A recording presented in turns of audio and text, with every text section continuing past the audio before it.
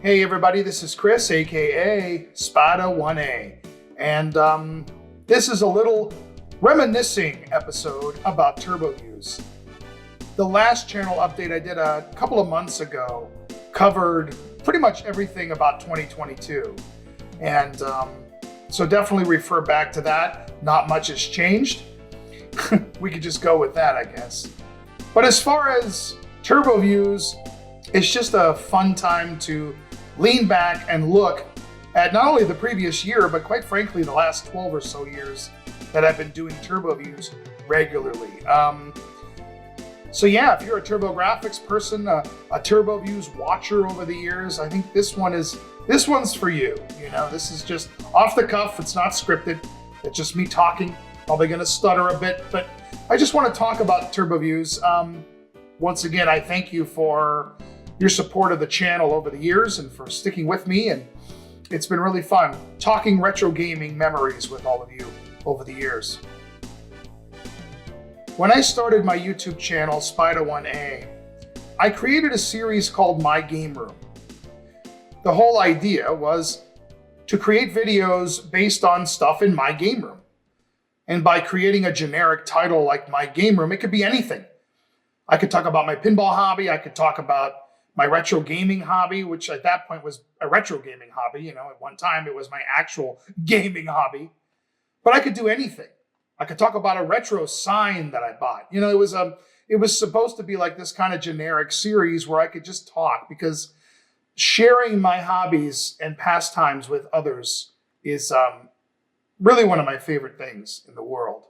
And getting a chance to do that to a wider audience and to folks like you was even more exciting. So I chose that route in terms of a show that I wanted to create. The first couple of years, I just mostly did a few pinball videos. I did a couple of unboxings. Like I did a Wii unboxing video. I don't know where that video went. It's gone. But so I did a couple of those. I did a Super Mario Galaxy review, which is still up. And then I grabbed 5 retro games.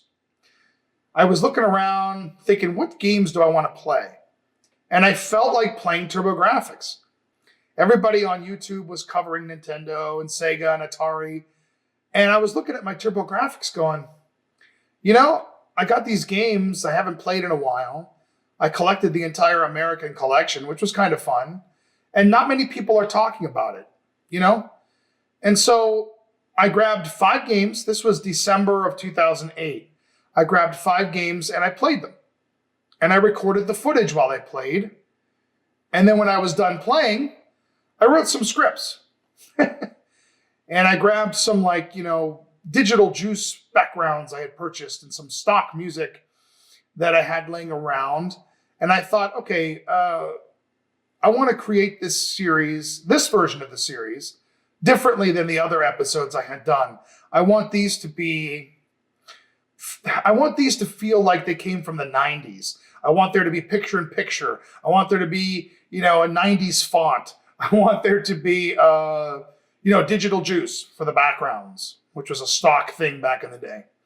You know, so I had this idea to make it also feel a bit retro, and I ran with it. And I basically created, you know, the sort of 4:3 standard definition template that has become the look of turbo views for the last 12 years. My goal was to do 5 of them, and then I was going to go on and do something else, grab a couple of NES games, I had a pinball video I was writing for Diner. There is a local diner that has been around a long time that actually was owned by someone I kind of knew, so I knew they would be all right for me to sit in the restaurant and shoot the segments. So I was writing stuff for pinball at the same time, as well as thinking of the next console I wanted to cover. Because again, the idea was I could do anything with My Game Room, right? So I did the 5 videos, and then I put them up, and then I started to work, like I said, on the other ones I had planned on doing. I have a script written for that diner video. And then I started getting great feedback from people who were TurboGrafx fans and were glad that, you know, there was more content. And I was happy. That was really cool to see other people that came out of the woodwork who I didn't realize were around. I was just trying to find, something fun to talk about that I enjoyed. So that kind of sparked this interest in me to do some more TurboGrafx games. So now we're in, January of 2009, and I'm choosing a few more games to do. And I start to work on those.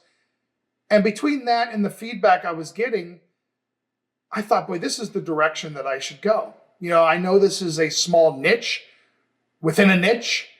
We're talking retro gaming's a niche.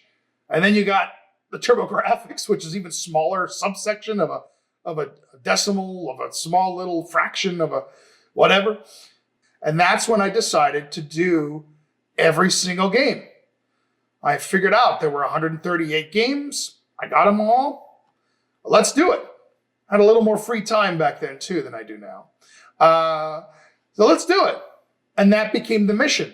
And that's when the title changed to TurboViews. And that's when the TurboViews website went up in 2009.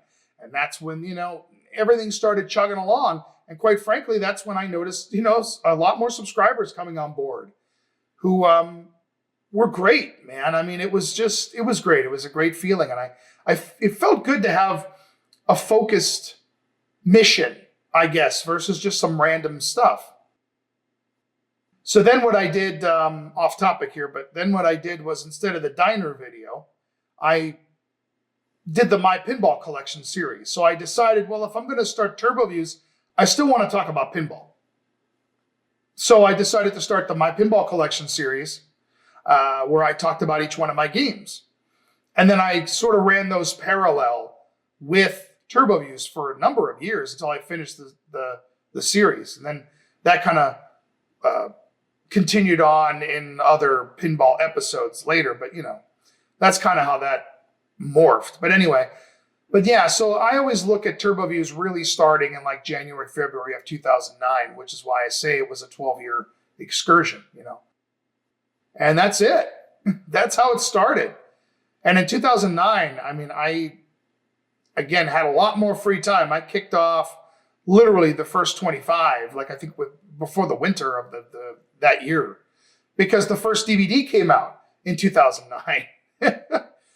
And that came about because, again, a handful of people asked, are you going to do a DVD kind of compiling all your stuff? Because that's something that other more popular, obviously, retro gamers were doing with their content, was creating physical DVDs, which were a thing then. Blu-rays were out now too, but it was still a thing. And I thought, well, I don't mind doing that. It'll be fun. So then I made the first volume of the DVD, kind of created a structure for it, because I started thinking, well, if I continue doing the DVDs, I want them to be a sort of uniform so that they seem like they fit together.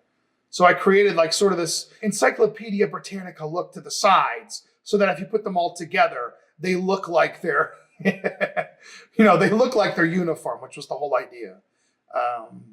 And I created sort of the menu structure and started doing the commentaries and the music tracks. And so basically the way that the first DVD was made is the way all the rest of them has been made since then. I've tried to keep it consistent, which is something that I'm going to get back to later, which is consistency with the series as life in the world has changed, and it has, So yeah, this was 2009. Later that year, I actually moved to New York City and my life took a change, but I continued to do TurboViews. And so I have some wonderful memories of starting TurboViews in my other apartment, then moving to New York and doing it there in my studio apartment for 3.5 years. And then moving back and doing it in my new apartment here where I'm living now. When you have something that goes on for over a decade, your life can change quite a bit in over a decade. And there's a lot that happened in my life over the last 12 years that TurboViews has been going on. If you watch the TurboViews Extra series, you can actually see all 3 locations I've lived in. Because the first 2 episodes of Extra were shot in my bedroom. at my first apartment, at my old apartment. Turbo Views Extra 3 and 4 were shot in like a little hallway that I had in my studio where I actually had some light in New York City. And then the next two were shot in my new apartment where I'm at now, quite frankly, which is where I'm recording this as we speak. So it's, again, you can see where my life changed, as I'm sure those of you who have followed the channel for years and years, I'm sure you can look back and when you first started watching Turbo Views, let's say, you probably had something else going on in life. I mean, it just, it's amazing how life keeps on chugging along. But anyway, so yeah, I continued with Turbo Views. I moved numerous times, but you know, it was fun. And as the numbers kept ticking, I kept going, wow, we're getting closer, but we're still pretty far.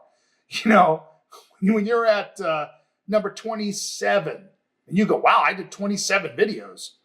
But then you go, I still have 138 total to do. You know, I still have over 100 of these to do. You just sort of slink back and go, the hell was I thinking? Because it's a task. I mean, it's when you dedicate yourself to something like that, it's a task. And sometimes it can feel like a chore. You know, it's fun for a while and then it can seem like a chore, which is why there have been some moments where I've taken a break because, you know, this isn't my job. I work full time, not to mention have other part-time either work or part-time interests that take up a lot of time, you know? So when my channel would feel like work or I wasn't able to do it, I would have to step away as much as I hated to because it's a wonderful resource for me. And again, I enjoy sharing things and interacting with all of you, but I just couldn't, there were times I just needed a break, you know, and I'm sure all of you can relate. Anytime you do anything, sometimes you need to take a step back. So, you know, Turbo Views was 12 years in the making, but it was really a decade-long project because from 2019 to 2020, I didn't do anything. There was a 1-year hiatus there. I mean, that's a long time for nothing to happen. So if you take the 12 years, subtract that 1 year, then there was like a 6-month break somewhere else. There was a 5-month break somewhere else and a handful of months here. There's at least 2.5 some years where there was no activity on my channel at all. That's why I often subtract that hiatus time from Turbo Views and say, well, I really worked on Turbo Views for 10 years. That's how long it really took me to do everything. You know, the 135 episodes, which by the way, when I said, okay, I'm going to do Turbo Views and I started thinking about how many episodes there were, I noticed that there were a couple of games I could double up to make a nice 135 felt like a nice, I don't know, a nice number. 135. Yeah, it's my OCD. 3 odd numbers all in a row, 135. 138 felt weird. So that's why I doubled up, what was it, Sherlock Holmes and Bonk 3 and what's the other one? The golf, Jack Nicklaus. Because they were so similar, there was really no point in having separate episodes, and it worked out perfectly. Anyway, it took me 10 years to basically get through all 135 of those. And then I did 15 import reviews. I did a homebrew, the Turbo Views extras, any various vlogs and updates that related to it. And that also includes the DVD work. The 5th DVD, which is the final DVD, took me a long time to create. A long time to create, which by the way, it's coming up soon, you know, and that's going to be the kind of ribbon on top of the Turbo Views package, I guess you could say, the final bow as we tie it off. But the DVDs also took a long time. So, you know, it's a lot of work. You know, I'm not complaining because I enjoy it. I set myself up for the work. So you can't complain when you're the one that says you're going to do this. So I'm not complaining. I'm just trying to explain that there are times where you just need a break. And I had to take a break sometimes because of either personal reasons or professional reasons, because this isn't my job, you know. I'm really honored to have the subscriber base that I have. I mean, all joking aside, I've mentioned before, I'd love to have that 100,000 placard from YouTube. But as much as I joke about that, I'm very honored to have, my almost, at this point, 17,000 subscribers. Because like we talked about, when the main focus of your channel is a niche and then you're taking a smaller part of that, I mean, it's tough to reach a large audience when you're talking about something very small, in the grand scheme of things. Not to mention, my voice. I don't know how any of you listen to me. But self-depreciating humor, it's fun. We'll try to stay away from that in this. But anyway, so looking back, I mean, and again, I'm just talking off the top of my head, but, life kind of changed quite a bit over the last 12 years since I started the series. But one of the things that changed was, HD and YouTube. YouTube became HD and people were doing things in HD. I know that if I go back and I watch some of my earlier reviews, the first 20, 25, my confidence in my read is questionable. I think some of my jokes are a lot more cringeworthy because of just lack of confidence in my delivery and stuff like that. I come from a theater background. I have a lot of training in theater. I do a lot of that kind of stuff, but I don't have voice training. It was a new area. To write a script and make it sound like you're not reading a script is hard, So it took me a little while, I think, to get into the groove of it. I've always said that if I could go back and redo maybe the first 25 or 30 videos, the only thing I would do is recut them with more confidence in my read. Because the way I record the footage, the way I write the scripts, the type of content that I put in that script is exactly the same as I would say today. Nothing in those older scripts would I change. Like 99% of everything that I have put on paper and on video in TurboViews, I would keep the same. Those opinions that you hear are mine and mine alone. And I'm, and I stick by them. I wouldn't really change anything. But, I would go back and recut, some of my audio. I think that's one of the reasons I liked Random Rerun, because I got a chance to talk a little more about it before the review actually came around.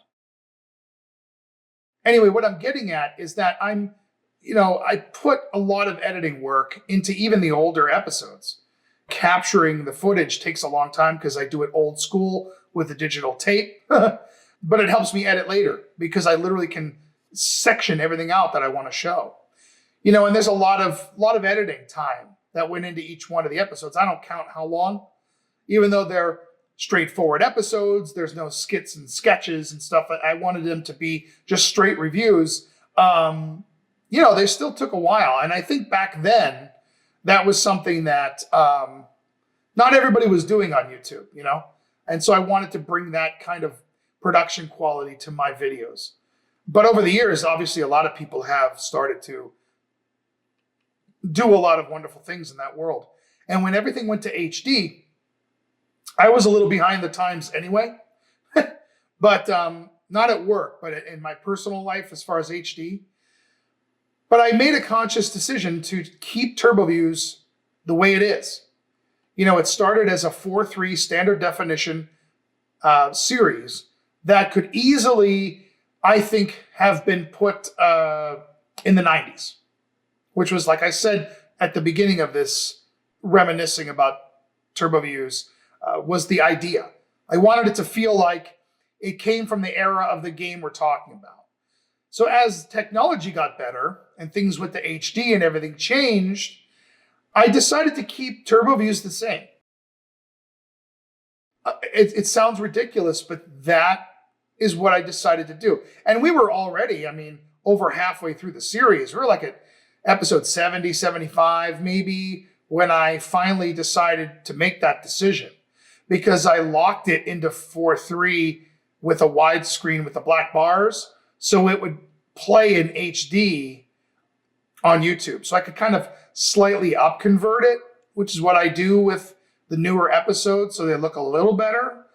But everything is captured and edited in SD. Something about TurboViews I hear a lot from people who like it is the fact that nothing has changed. It has remained the same.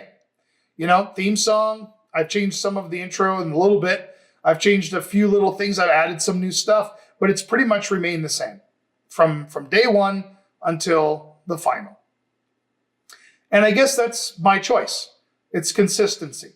Now, TurboViews Extra has gone into HD. Some of my vlogs I've done in HD. But the main series, including the import reviews, have remained in that format. And yeah, I mean, I know to some people that probably sounds stupid, but it was a choice that I made, and I think that is one of the defining things about the series. At the end of the day, is that consistency. I know I'm kind of rambling on about random stuff, but it's kind of fun just talking about this stuff I've heard from people over the years and things that have happened. But as things progressed, things for me somewhat stayed the same. If I put these episodes on Blu-ray, it would be just for more storage. You wouldn't get any better quality out of it than the Blu-ray player up converting the DVD onto your TV. Again, I capture the games via composite. The good news is the Duo and TurboGrafx have really sharp composite signals. So they produce a really nice picture. But, I do it old school. I do it old school. I like to hook them up. I like to play the games the way they were originally supposed to be played, so I can get a feel for them for real. So by the time it's up converted, put on YouTube, or by the time the DVD up converts it on TV, it actually looks pretty good. If you're new to TurboViews and you're listening to this, I wanted to give you a reason for some of the decisions that I made over the years, and that includes why I locked it into 4.3. I've talked enough about this, but you get my point. But yeah. Some people have asked me if I planned out any of the reviews and the order that I did them, and the answer is no. For motivational purposes, I would try to play whatever I felt like playing. And the nice part is the TurboGrafx has a good mixture of games, so you're not always doing the same stuff one after another.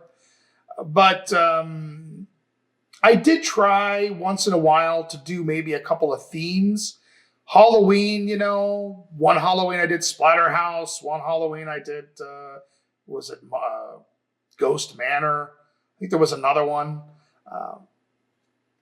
So I tried to every now and again to do something that was special in that way. At some of the milestone numbers, like 50, 75, I would try to do something that really stood out for me. I think 25 was Last Alert, which was my first CD-ROM game ever, and that was special. 50 was Eastbook 1 and 2, a 5-star game. 75 was Beyond Shadowgate, a 5-star game, right?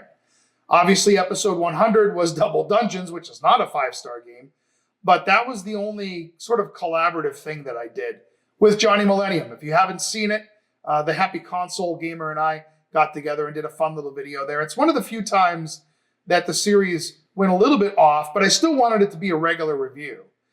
So if you removed all of Johnny's little jokey things in it that I actually wrote, by the way, so that, don't blame him. It was my bad writing. If you removed all those bits, you'd still have the regular review as I wrote it. So I tried to keep that. And then 125 was Dynastic Hero, which is like, one of the rarest Super CD games, a great game. So I tried to come up with some milestones and some fun moments, even though I didn't plan for any of them. Some TurboViews episodes that followed TurboViews Extra, for example, I would talk about the games right after, because I did TurboViews Extra, where I talked about the TurboGrafx. Then after that, I talked about Keith Courage. Then I talked about Alien Crush. After we talked about the Super System card, I talked about Gate of Thunder. So it's like I would try to kind of mix things in somehow. Talked about Street Fighter 2 in the import section. Pretty far after Turbo Express episode, but at least I talked about it. I think the idea was that I wanted to essentially get everything out that I knew about the TurboGrafx 16. I mean, I had it as a kid. I had almost 3/4 of the games because I bought them used. I bought them on clearance. I mean, I was just kind of collecting like crazy. And I also was a gamer then, so I bought a lot of new stuff. I had a lot of the rare games that are expensive now because I bought them back then. You know what I mean? But I was a huge fan of the Turbo. And so in an effort to share how much I loved it and my hobby with all of you, I wanted to kind of talk about everything that I could. That's where TurboView's, extra came into play. It's not only talking about the consoles, but I could talk about my history with the games. Random Rerun was a chance for me to talk a little bit about the history that I had with the games, and add a little extra commentary to the episodes, much like the commentary tracks on the DVD. That's what the whole concept was. They're called My Memory Commentary. So I could talk about my memories.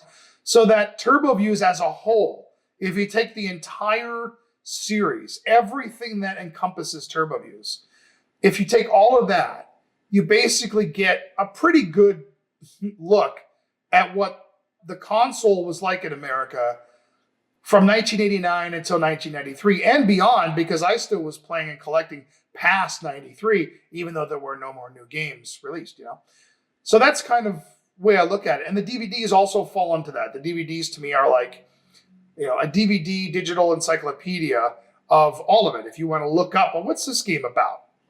You can look it up and watch the review right from there, or you can go online and look it up in the playlist. I mean, that was kind of the idea. So I think that's everything that I can really think of about TurboViews as far as how it has gone over the years and what's happened. We talked about the consistency, and we talked about how it didn't really change much.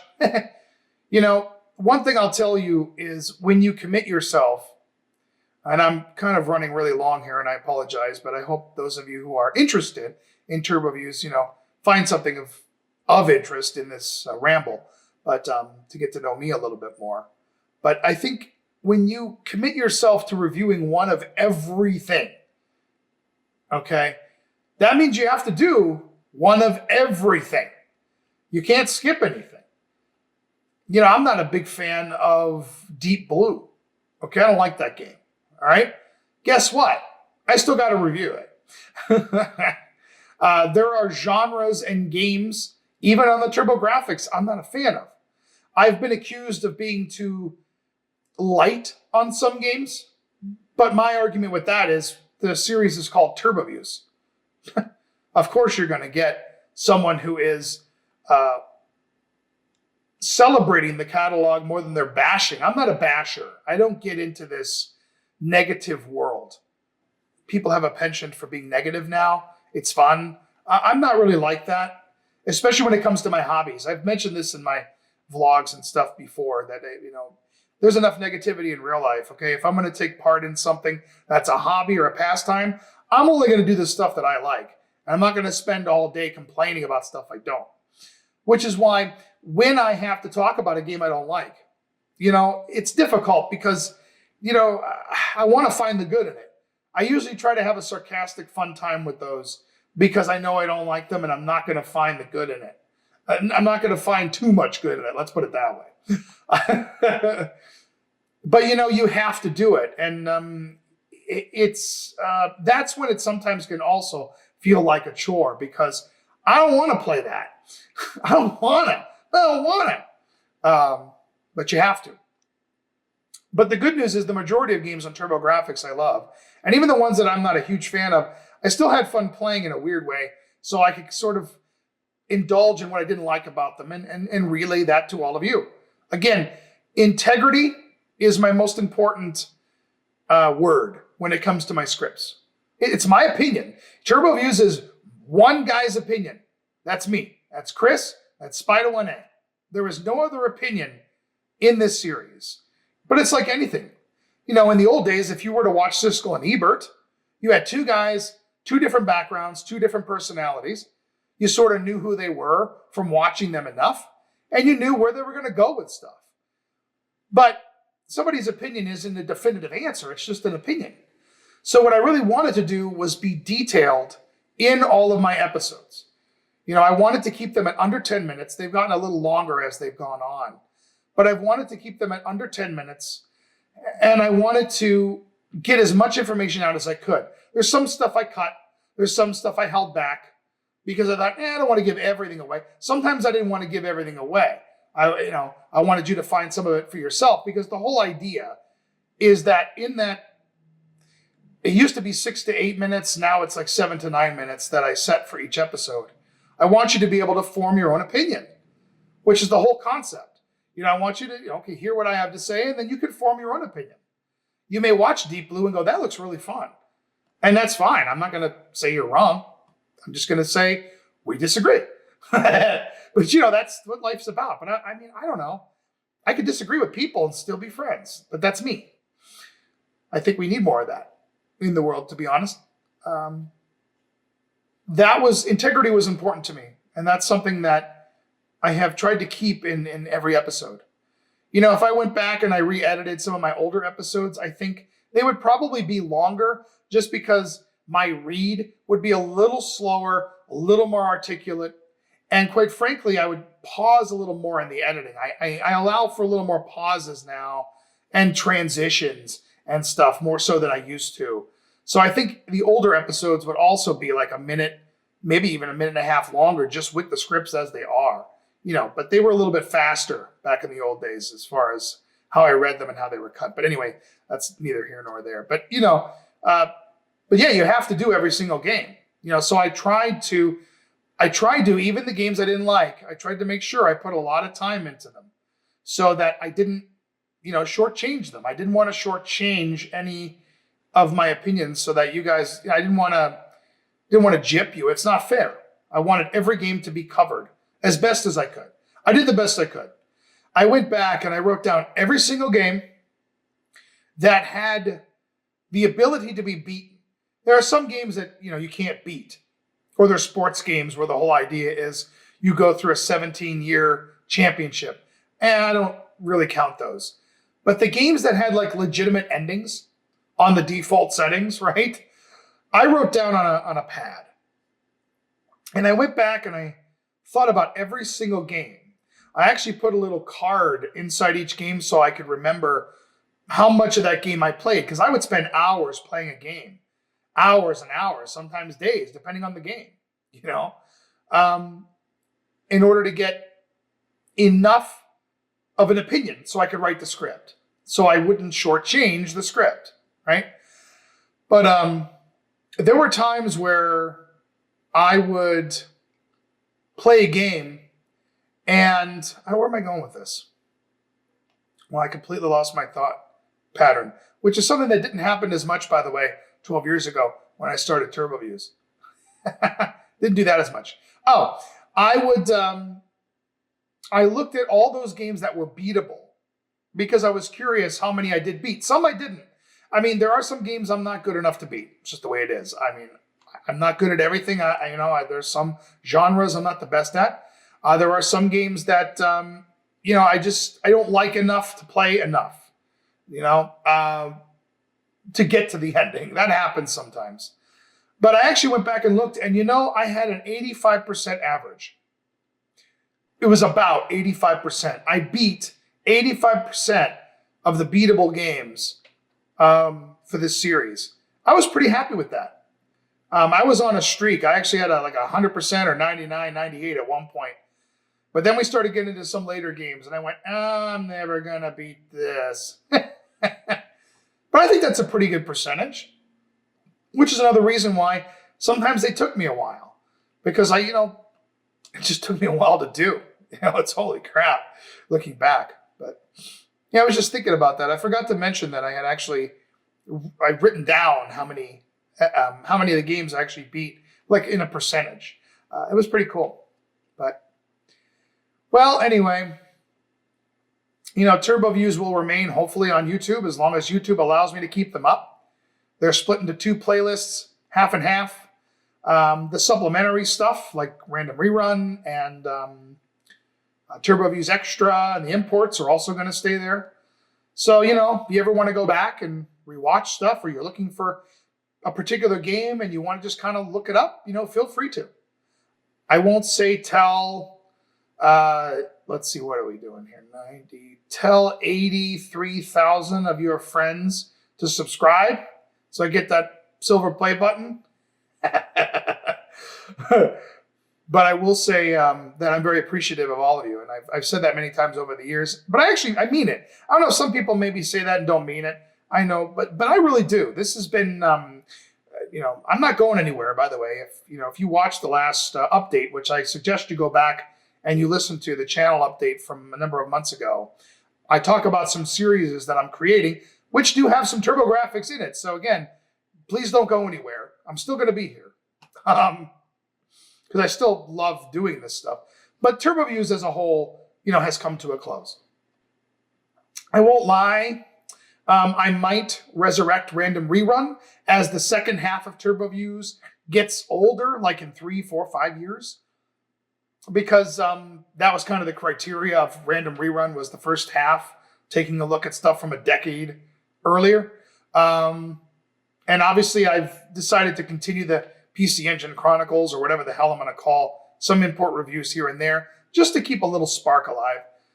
For those of you who are DVD collectors, in the future, if there's other TurboViews content, like Random Rerun and stuff, I'll make a supplementary disc that you can slide in there so you have everything. No worries there. If DVDs are still a thing in 5 or 6 years, we may be implanting videos in our brains, and we won't even need any physical media anymore, I guess, even though I'll miss that. But there's a real sense of satisfaction that you get when you start something you created with a goal that you set, or goals that you set, and you complete it.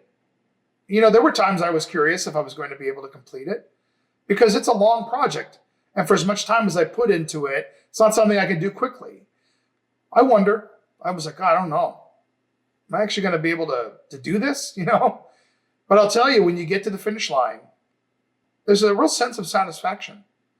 There really is. And so anybody who's listening out there who wants to start up a project but is uncertain, the important thing is to take it a step at a time.